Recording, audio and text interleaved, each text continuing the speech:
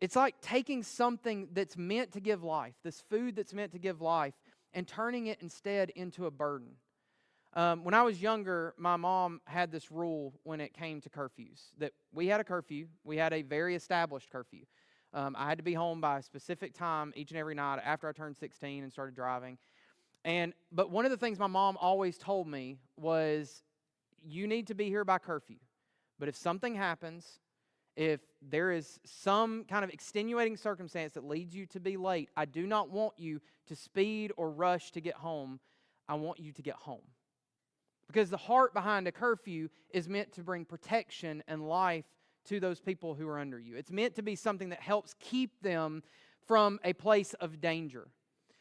And I asked my mom one time, why this curfew? Like, why tell me that about this curfew?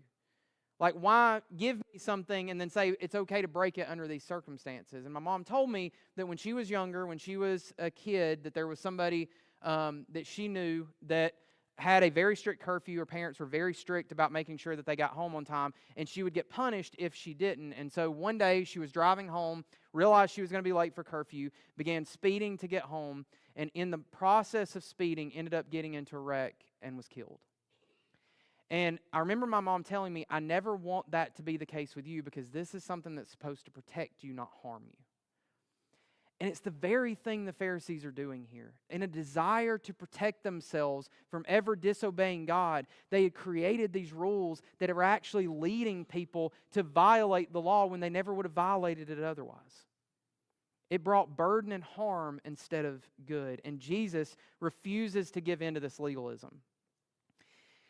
It takes what God's good law does and turns it into a system of control and performance. In fact, one commentary put it this way. It says, the interesting thing about Jesus' approach is that he did not simply argue that repressive regulation should be relaxed and a more liberal attitude adopted. He said that his opponents had missed the whole point of the holy day.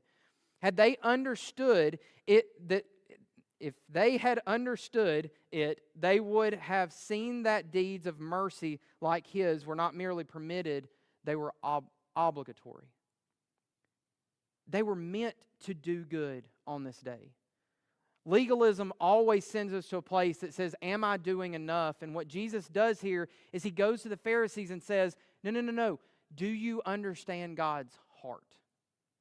Jesus doesn't dismiss the law. He shows them that they've misunderstood the point of it.